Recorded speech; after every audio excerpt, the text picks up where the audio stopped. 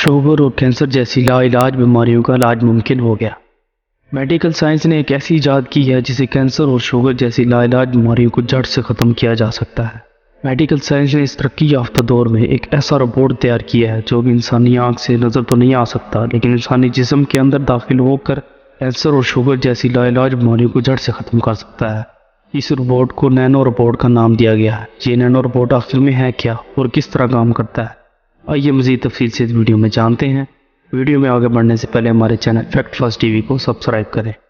दोस्तों, nano robots size में इतने छोटे होते हैं कि इसे आम आँख से देखना नहायत ही मुश्किल है। ये दरअसल नैनो स्केल पर काम करते हैं, इसलिए इन्हें नैनो रोबोट्स कहा जाता है।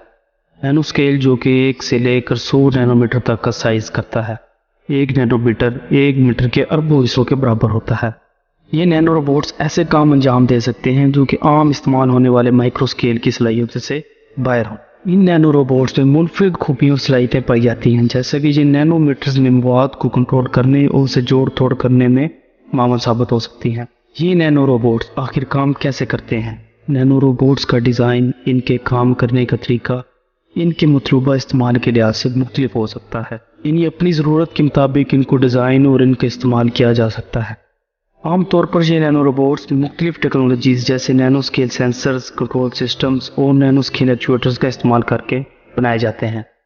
इन नैनो रोबोट्स में मौजूद सेंसर्स मखसूस सिग्नल्स या हालात का पता लगाते हैं, जैसा कि किसी खास मालिक्यूल या मवाद की मौजूदगी का, और फिर इस इंफॉर्मेशन को कंट्रोल सिस्टम्स को फराहम करते हैं, और फिर ये कंट्रोल सिस्टम्स नैनो रोबोट को ज़रूरत के मुताबिक कार्रवाई करने के लिए मालूमात फराहम करते हैं। हम नैनो रोबोट्स के एक्चुएटर्स को वसी पैमाने पर काम अंजाम देने के लिए भी इस्तेमाल कर सकते हैं, जिनमें नक़्ल हरकत, इंसानी जिस्म में ड्रग्स का अखराज या ढांचे में तब्दीली और मवाद की हेरा फेरी भी शामिल है।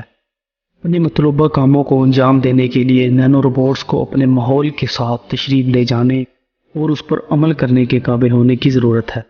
इसे मुख्तलिफ तरीक़ों से पूरा किया जा सकता है, जैसे कि सेल्फ प्रोपलेशन, रिमोट कंट्रोल या केमिकल या बायोलॉजिकल तरीक़ों से।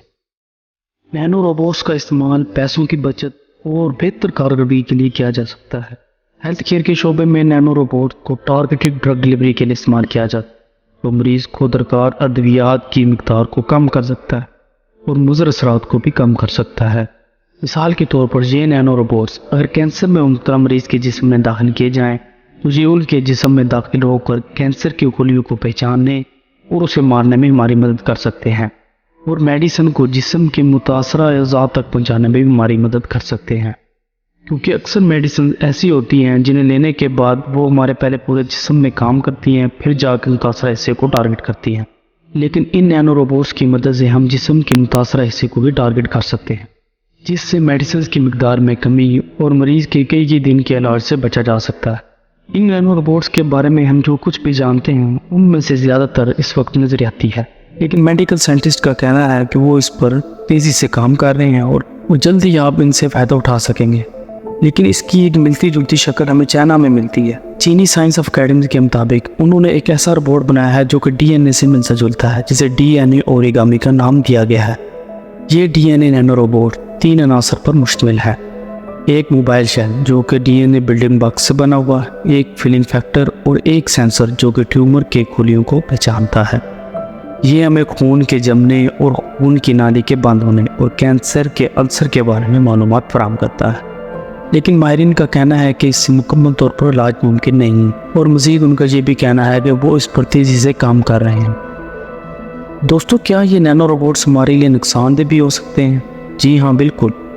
मिसाल के तौर पर जिस्म में दाखिल होने के बाद ये नैनो रोबोट्स टारगेटिक सेल्स की बजाय सेहतमंद सेल्स को निशाना बनाएं, यानी उनमें फ़र्क ना कर सकें, तो ये हमारे लिए नुकसानदेह हैं। या इनमें कोई तकनीकी ख़राबी आ जाए या हमारे कंट्रोल से बाहर हो जाएं तो ये हमारे जिस्म में ही रह जाएंगे, जो कि हमारे लिए काफ़ी नुकसानदेह है। इसके अलावा दोस्तों, इन नैनो रोबोट्स का इस्तेमाल हथियार और जासूसी के लिए भी इस्तेमाल किया जा सकता है।